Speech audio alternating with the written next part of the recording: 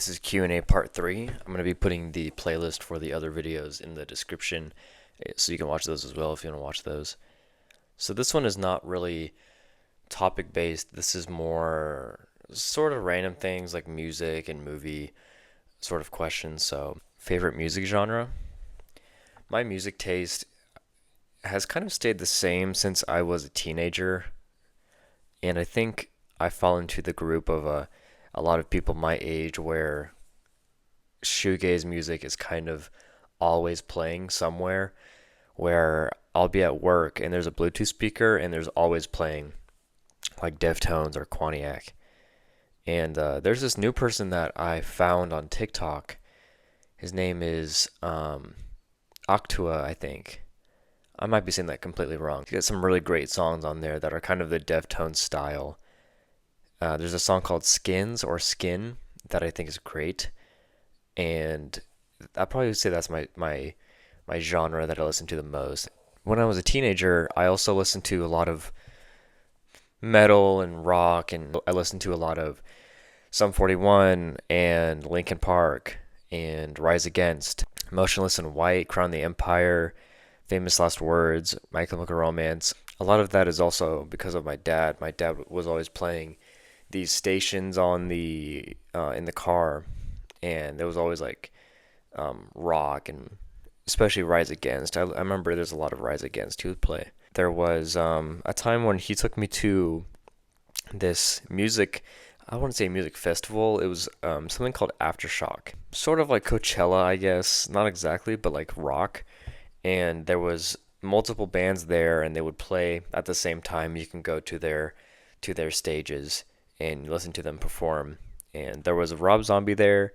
There was one year that I missed that my dad went to, and it had all of my favorite bands, and he went to that, and then he said, "Hey, buddy, I went to Aftershock, and these were the bands that went," and he listed them, and they were like all of my favorite. Like My Chemical Romance was there, Motionless in White, Crown the Empire, I think Falling in Reverse, and I was like, You you saw all of those bands yesterday, and I didn't go. Like it was sad to hear that, but I'm happy he got to see them. What is your creative process like? When it comes to making a prop, for example, this one, the prop that I bring up all the time now is the Grail Diary.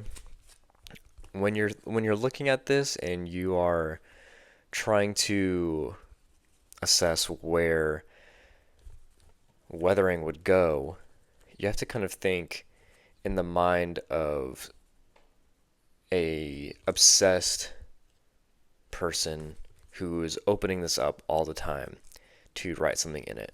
So, for example, here on the edge, there would be the leather kind of flaking off and ripping on the corner, or wrinkles.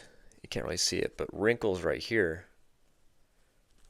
because he's opening it up and he's bending it as time goes on. So there'd be wrinkles on the cover. You can kind of see right here. And there'd be some pages that are dirtier than others in here. So I have a couple pages that are dirty. That you have to think of, if this was to be used by someone, what would happen to it over time? Where would it flake, and where would it become more distressed? Especially the corners. The corners would be a good spot to be scraped against something, so that's kind of where you focus.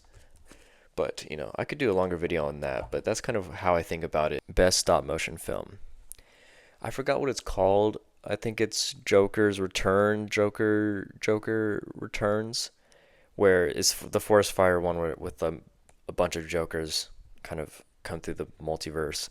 I think that one is really great. I think the special effects are really good, and the story is great as well. What is going to be the best stop motion film, excuse me, is the Red Hood video he's working on. In his live streams, when you see the final shot that he's working on and he plays it at the end, it looks so good. I think this video that he's working on is going to revolutionize stop motion.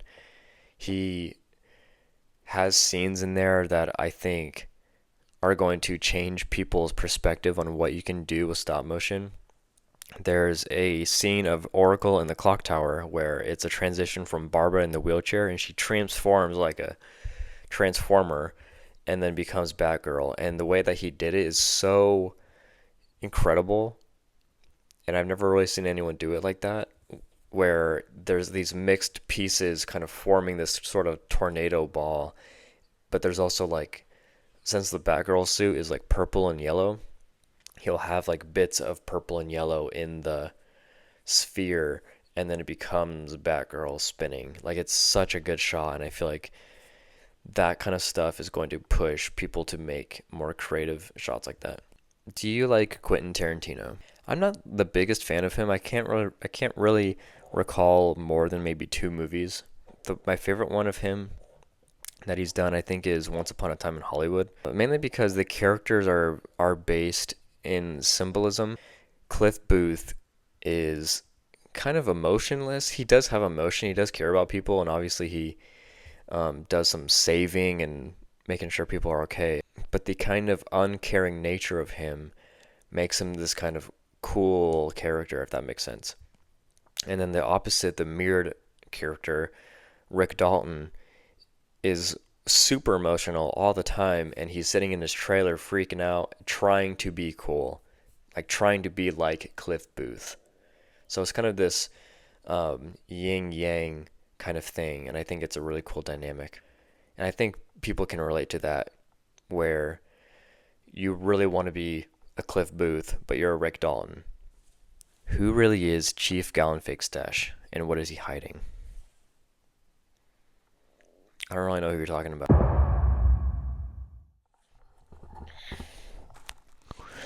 You're not getting the answers that easy, buddy. What do you love most about the art of filmmaking? This is a really big question. When I think of making videos, like I used to make skits with my friends, putting something in front of a camera to present it as real is something that you can have a lot of control over and also no control over, which is a really fun mindset to be in, where you're so close to what you are imagining, it drives you to get closer and closer, if that makes sense. Like if you're making an action scene and you want it to look realistic, or you want it to look like a movie in the movie theater, you can imagine it and you can try really hard to get your people to make it look good. But if you're not there yet, it makes you think of, how can I make it look real? How can I make this look better? How can I direct people to make this look right? And that, I love that mindset to be in.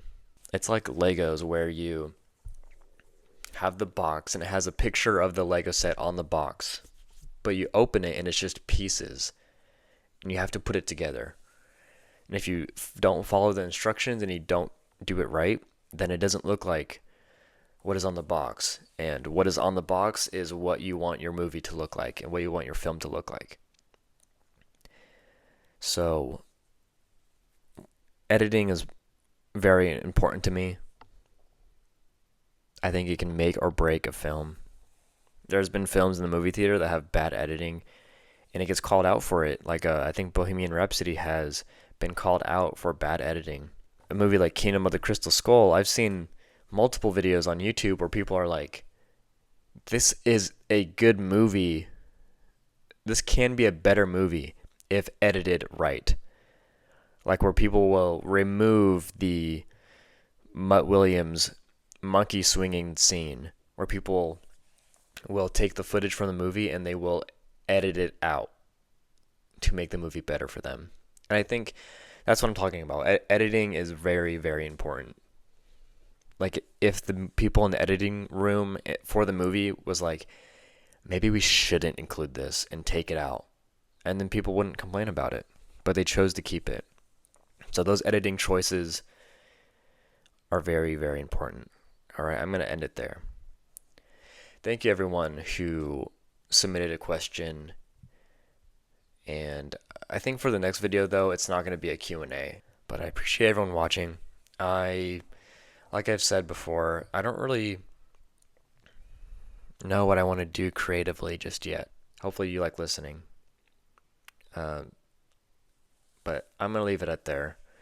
I appreciate everyone who's watching these videos. There's not a ton of views, obviously, and I don't really expect them to, but I hope that over time I can bring up discussions about filmmaking or Lego or Batman, and I just love sharing things. So I'll see you later.